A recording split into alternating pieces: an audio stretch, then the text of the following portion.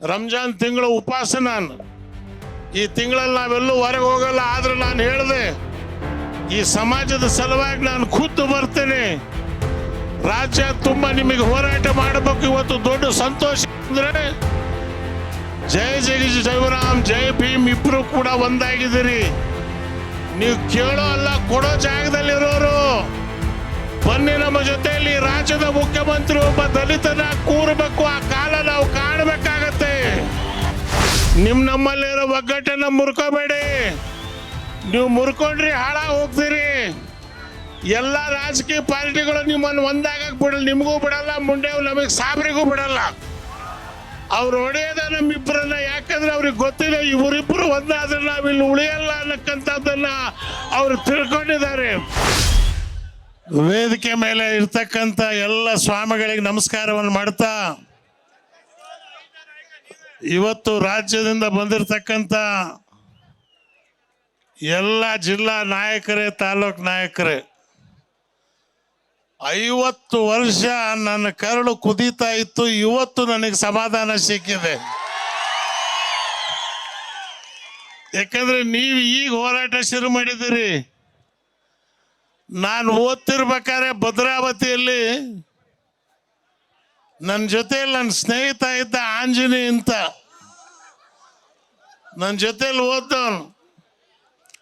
ಆ ಕಾಲದಿಂದ ದಲಿತರ ಮೇಲೆ ಹೋಟ್ಲಿಗೆ ಹೋದ್ರೆ ಟೀ ಕುಡಿಯೋಕೆ ಗ್ಲಾಸ್ ಇರಲಿಲ್ಲ. ನಮ್ಮ ಪಕ್ಕದಲ್ಲಿ ಕುರ್ಚಿ ಮೇಲೆ ಕೂರಂಗಿರಲಿಲ್ಲ. ನಾವು ಸ್ಕೂಲ್ ಹುಡುಗರು ಒಂದು ಹೋಟ್ಲು ಉದಯ ಲಾಡ್ಜು ಅಂತ, ಆ ಸೌಕಾರನಿಗೆ ದೊಡ್ಡ ಜುಟ್ಟು, ದೊಡ್ಡ ನಾಮ.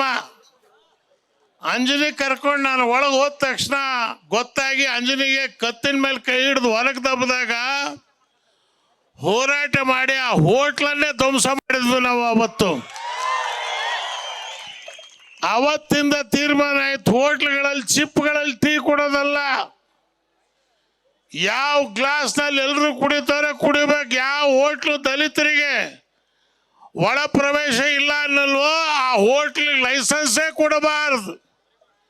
ಇವತ್ತು ಈ ಹೋರಾಟ ಯಾಕೆ ಶುರು ಮಾಡಿದ್ವಿ ನಾವು? 62ನೇ ಇಸ್ವಿಯಲ್ಲಿ ನಾನು ಫಸ್ಟ್ ರಾಜಕಾರಣಕ್ಕೆ ಕಾಲಿಟ್ಟಾಗ ಈ ಸಮಾಜದ ಜನಸಂಖ್ಯೆ ದೊಡ್ಡದು. ಆದ್ರೆ ಏನು ಅಂದ್ರೆ ನಿಮ್ಮನ್ನು ಕುಂದಿರಿಸ್ಕೊಳ್ಳೋರು, ಬೇರೆಯವರು ರಾಜ್ಯ ಮಾಡೋರು. ಇದನ್ನು ನೋಡೇನೆ ನಾನು ಜನತಾದಳದ ಅಧ್ಯಕ್ಷನಾದಾಗ ಈ ರಾಜ್ಯದ ದೊಡ್ಡ ಪೋರ್ಟ್ಫೋಲಿಯೋ ಯಾರಿಗಾದ್ರೂ ಸಿಗ್ಬೇಕಾದ್ರೆ ಮಾದರಿಗೆ ಸಿಗಬೇಕು ಅಂತೇಳಿ ಜಿಗಜಿಣಿಗೆ, ಬಿಜಾಪುರ ಜಿಗಜಿಣಿಗೆ ಅವತ್ತು ರೆವಿನ್ಯೂ ಮಿನಿಸ್ಟರ್ನ ನಾನು ಹೋರಾಟ ಮಾಡ್ತಾ ಉಂಡೆ. ವೈ ರಾಮಕೃಷ್ಣ ಅವರು, ಡಿ ಮಂಜುನಾಥ್ರವರು, ರಾಚೇನವರು, ಯಾರ್ಯಾರು ನೆನೆಯಲಿ ನಾನು. ಇವತ್ತು ರಾಮಕೃಷ್ಣಪ್ಪನವರು ನಮ್ಮ ಪ್ರೊಫೆಸರ್ ಭದ್ರಾವತಿ, ಆ ಕೃಷ್ಣಪ್ಪನವರು ಆ ಊರಿನವ್ರು. ನಾನು ಅದಕ್ಕೆ ಅವತ್ತು ಮುನಿಯಪ್ಪನಿಗೆ ಹೇಳ್ತಕ್ಕಂಥದ್ದು ಇಷ್ಟೇ, ಮುನಿಯಪ್ಪ ಕುರ್ಚಿ ನೋಡಬೇಡ, ಸಮಾಜ ನೋಡು. ಅದನ್ನು ನೋಡಿದ್ರೆ ಇರಬೇಕು. 4 ವರ್ಷ ನನ್ನ MLC ಬಾಕಿ ಇತ್ತು. ಸ್ವಾಭಿಮಾನಕ್ಕೆ ಧಕ್ಕೆ ಬಿತ್ತು. MLC ಪದವಿನ ಎಷ್ಟು ಹೊರಗೆ ಬಂದೆ ನಾನು.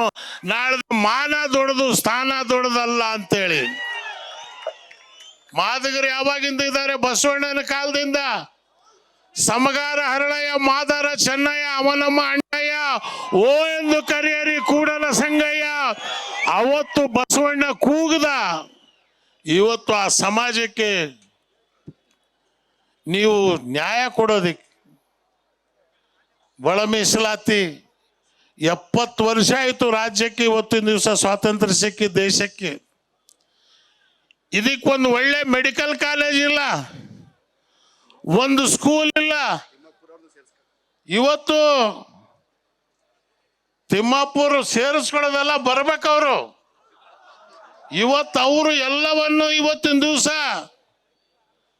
ಇಷ್ಟು ಮಾತ್ರ ನಿಮ್ಗೆ ಹೇಳ್ತೇನೆ. ಸಾದ್ರು, ಸಾಬ್ರು, ಮಾದ್ರು ಈ 3 ಮುಂಚೆಂದು ಜೊತೆಯಲ್ಲಿದ್ದಂತವೇ.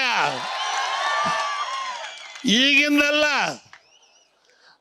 ಈ ಸಮಾಜದ ಮುಸ್ಲಿಂ ಸಮಾಜದ ಬೆಂಬಲ ಆದಿ ಕಾಲದಿಂದ ಅವತ್ತು ಇದೆ, ಇವತ್ತು ಇದೆ. ನೀವು ಮಾಡ್ತಕ್ಕಂಥ ಎಲ್ಲ ಹೋರಾಟಕ್ಕೆ ನಿಮ್ಮ ಜೊತೆಲಿ ನಾವು ನಿಲ್ತೇವೆ ಅನ್ನೋ ಆಶ್ವಾಸನೆಯನ್ನ ಇವತ್ತಿನ ದಿವಸ ಸಂದರ್ಭದಲ್ಲಿ ಕೂಡ ಇಚ್ಛೆ ಪಡ್ತೇನೆ. ಸಿದ್ದರಾಮಯ್ಯನವರು ಬುದ್ಧಿವಂತರು. ಸಿದ್ದಣ್ಣ, ನಿಮಗೆ ಗೊತ್ತೈತ್ ನಾನು ಏನು ಅಂತೇಳಿ. ನಾನು ಎಲ್ಲಾದ್ರೂ ಕಾಲಿಟ್ರಲ್ಲಿ ಅಪಜಯ ಆಗಲ್ಲ, ಅದು ಜಯನೇ. ನನ್ನ ಸ್ವಾರ್ಥಕ್ಕೆ ನಾನು ಕಾಲಿಟ್ಟಿಲ್ಲ, ಸಮಾಜದ ಏಳಿಗೆಗ ಕಾಲಿಟ್ಟಿದೆ. ಇವತ್ತಿನ ದಿವಸ ಇವತ್ತು ಈ ಸಮಾಜ ಕರ್ನಾಟಕ ರಾಜ್ಯದಲ್ಲಿ ಎಷ್ಟಿದೆ, ಎಲ್ಲಿದೆ ನಿಮಗೆ ಗೊತ್ತಿದೆ. ಯಾಕೆ ಹೆದರ್ತೀರಿ? ಯಾಕೆ ಭಯಪಡ್ತೀರಿ? ಮೈಸೂರು ಜಿಲ್ಲೆಯಲ್ಲಿ ನಿಮ್ಗೇನಾದ್ರೂ ಅನಾನುಕೂಲ ಆಗತ್ತೆ ಅಂತಲೂ? ಮೈಸೂರು ಬೈ ಎಲೆಕ್ಷನ್ ಆದಾಗ ನಿಮ್ಮನ್ನು ಗೆಲ್ಲಿಸಿದವ್ರು ಯಾರು? ಸಿದ್ದಣ್ಣ. ನಾನಿರ್ಲಿಲ್ವಾ ಅವಾಗ? ಬಾದಾಮಿಯಲ್ಲಿ ಯಾರು ಗೆಲ್ಸಿದ್ದು? ನಾವಲ್ವಾ? ಈ ಸಮಾಜ. ಲೆಕ್ಕಾಚಾರ ನಿಮ್ಗೆ ಹೇಳ್ತೇನೆ. 74 ವಯಸ್ಸಾಗಿದೆ ನನಗೆ. ಈ ಹೋರಾಟಕ್ಕೆ ನಾನು ಸತ್ರು ಕೂಡ ನಾನು ಹುತಾತ್ಮನಾದೆ ಅಂತ ತಿಳ್ಕೊತೀನಿ ನಾನು. ಕಾರಣ ಈ ಜೀವನದ ರಕ್ಷೆ ಇವತ್ತಿನ ದಿವಸ. ಇವತ್ತು ಈ ಸ್ವಾಮಿಗಳು ಕೂತಿದ್ದಾರೆ, ಹಿರಿಯೂರು ಸ್ವಾಮಿಗಳು. ಡಿ ಮಂಜುನಾಥ್ ಅವರು ಹಿರಿಯೂರು MLA. ನನ್ನ ಮೇಲೆ ಭಾರಿ ಸಿಟ್ಟು, ಎಲ್ರಿಗೂ ಬರೀ ಮಂಜುನಾಥಿ ಕ್ಯಾನ್ವಾಸಿಗೆ ಬರ್ತಾರೆ ಅಂತ. ನಾನು ಹೇಳಿದೆ, ನಾನು ಬಲಗೈಗೆ ವಿರೋಧ ಇಲ್ಲಪ್ಪ, ನಿಮ್ಮ ಪರವಾಗೂ ಇದ್ದೇನೆ. ಆದರೆ ಈ ಪಾಪ ಮುಂಡೆವು ಬಾಯಿಲ್ಲ ಇದಕ್ಕೆ. ಇವತ್ತು ಅವ್ರಿಗೊಂದು ಕಾಲೇಜ್ ಇಲ್ಲ, ಆ ಸ್ವಾಮಿಗೊಂದು ತಿರುಗಾಡ ಕಾರ್ ಇಲ್ಲ. ನನ್ನ ಸ್ವಂತ ದುಡ್ಡಿನಿಂದ ಹಿರಿಯೂರು ಮಠ ಸ್ವಾಮಿಗೆ ಅವತ್ತು ಫಿಯೇಟ್ ಕಾರ್ ಕೊಡಿಸಿದೆ. ನಾನು ಹೇಳಿದೆ, ಯಾವ ರೀತಿ ಲಿಂಗಾಯತರು ಸ್ವಾಮಿಗಳು ತಿರುಗ್ತಾರೋ ಕಾರಲ್ಲಿ ಕೂತು, ನೀವು ಕೂಡ ಆದಿಜಾಂಬರು ಕಾರಲ್ಲಿ ಕೂತು ತಿರುಗಾಡಿ ಅಂತೇಳಿ ಅಂತ. ಓಟಿಗಾಗಿ ಮಾಡಲಿಲ್ಲ. ಕಾರಣ ಇವತ್ತು ನಾವು ಈ ಸಮಾಜದಲ್ಲಿ ಗುರುತಿಸ್ಕೊಂಡಿದ್ದೇವೆ. ರಂಜಾನ್ ತಿಂಗಳ ಉಪವಾಸ ನಾನು. ಈ ತಿಂಗಳಲ್ಲಿ ನಾವೆಲ್ಲೂ ಹೊರಗೆ ಹೋಗಲ್ಲ. ಆದ್ರೆ ನಾನು ಹೇಳಿದೆ, ಈ ಸಮಾಜದ ಸಲುವಾಗಿ ನಾನು ಖುದ್ದು ಬರ್ತೇನೆ.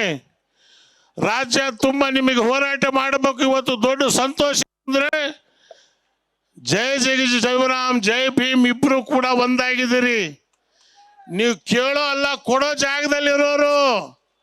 ಬನ್ನಿ ನಮ್ಮ ಜೊತೆಯಲ್ಲಿ. ರಾಜ್ಯದ ಮುಖ್ಯಮಂತ್ರಿ ಒಬ್ಬ ದಲಿತನ ಕೂರಬೇಕು, ಆ ಕಾಲ ನಾವು ಕಾಣಬೇಕಾಗತ್ತೆ. ಆ ಹೋರಾಟವನ್ನು ಇವತ್ತಿನ ದಿವಸ ನಾವು ಶುರು ಮಾಡಿದೆವು. ಆದ್ರಿಂದ ನಿಮಗೆ ಒಂದು ಒಳಗುಟ್ಟು ಹೇಳ್ತೇನೆ, ಒಗ್ಗಟ್ಟನ್ನು ಮುರ್ಕೋಬೇಡಿ. ನಮ್ಮಲ್ಲಿರೋ ಒಗ್ಗಟ್ಟನ್ನು ಮುರ್ಕೋಬೇಡಿ. ನೀವು ಮುರ್ಕೊಂಡ್ರಿ ಹಾಳಾಗಿ ಹೋಗ್ತೀರಿ. ಎಲ್ಲ ರಾಜಕೀಯ ಪಾರ್ಟಿಗಳು ನಿಮ್ಮನ್ನು ಒಂದಾಗಕ್ಕೆ ಬಿಡಲ್ಲ, ನಿಮಗೂ ಬಿಡಲ್ಲ, ಮುಂದೆ ನಮಗೆ ಸಾಬ್ರಿಗೂ ಬಿಡಲ್ಲ. ಅವ್ರು ಹೊಡೆಯೋದ ನಮ್ಮಿಬ್ಬರನ್ನ. ಯಾಕಂದ್ರೆ ಅವ್ರಿಗೆ ಗೊತ್ತಿದೆ, ಇವರಿಬ್ಬರು ಒಂದಾದ್ರೆ ನಾವಿಲ್ಲಿ ಉಳಿಯಲ್ಲ ಅನ್ನಕ್ಕಂಥದ್ದನ್ನ ಅವ್ರು ತಿಳ್ಕೊಂಡಿದ್ದಾರೆ. ಆದ್ರಿಂದ ಇವತ್ತು ದಲಿತರಲ್ಲೇ ಒಂದು ಒಗ್ಗಟ್ಟು ಮಾಡಿ, ದಲಿತರು ಮುಸ್ಲಿಮರು ನಾವು ಒಂದಾದ್ರೆ 130 ವಿಧಾನಸಭಾ ಕ್ಷೇತ್ರದಲ್ಲಿ ನಾವು ಗೆಲ್ಲಬಹುದು. 130 ವಿಧಾನಸಭಾ ಕ್ಷೇತ್ರಗಳನ್ನ. ಅದಕ್ಕೆ ಇವತ್ತಿನ ದಿವಸ ನಾವು ಹೋರಾಟಕ್ಕೆ ಹೊರಟಿದ್ದೇವೆ. ಈ ಬಿಸಿಲಿನಲ್ಲಿ ಜಾಗ ಸಣ್ಣದಾಯಿತು. ಮಾರ್ಸಂದ್ರ ಮುನಿಯಪ್ಪ ಪ್ಯಾಲೇಸ್ನಲ್ಲಿ ತಗೋಬೇಕಾಗಿತ್ತು. ಮುಂದಿನ ಕಾನ್ಫರೆನ್ಸ್ ಮಾಡ್ಬೇಕಾದ್ರೆ ಪ್ಯಾಲೇಸಿಗೆ ನುಗ್ಗಿ, ಮೈದಾನ ನಮ್ಮದದು ಪ್ಯಾಲೇಸು. ಇವತ್ತು ಇದರಷ್ಟೇ 10ರಷ್ಟು ಜನ ಇವತ್ತಿನ ದಿವಸ ಹೊರಗಿದ್ದಾರೆ. ನಾನು ಬರ್ಬೇಕಾದ್ರೆ 3/4 ಗಂಟೆ ಹಿಡಿತು ನಾನು ಇಲ್ಲಿಗೆ ಬರ್ಬೇಕಾದ್ರೆ. ಕಾರಣ ಅಷ್ಟು ಟ್ರಾಫಿಕ್ ಇದೆ ಇವತ್ತಿನ ದಿವಸ. ಮೆಸ್ತಿನ್ ನಿಮ್ಮಲ್ಲಿ ಬಡತನ ಇದೆ, ಆದ್ರೆ ಸ್ವಾಭಿಮಾನ ನಿಮ್ಮಲ್ಲಿ ಇದೆ. ಅದನ್ನು ನೀವು ಇಟ್ಕೊಂಡಿದ್ದೀರಿ. ನೀವು ಸ್ವಾಭಿಮಾನ ಬಿಡಬೇಡಿ. ದುಡ್ಡು ಬರುತ್ತೆ ಹೋಗತ್ತೆ, ಅಧಿಕಾರ ಸಿಗತ್ತೆ ಹೋಗತ್ತೆ, ಆದ್ರೆ ಸ್ವಾಭಿಮಾನ ಭಾರಿ ದೊಡ್ಡ ಮಾತು. ನಾವು ಮೀಸಲಾತಿ ತಗೋತೇವೆ. ಇವತ್ತಲ್ಲ ನಾಳೆ ಇದನ್ನು ಯಾರು ನಿಲ್ಸಕ್ ಸಾಧ್ಯವಿಲ್ಲ. ಸಮಾಜದ ಹುಷಾರಾಗ್ಬಿಟ್ಟಿದೆ.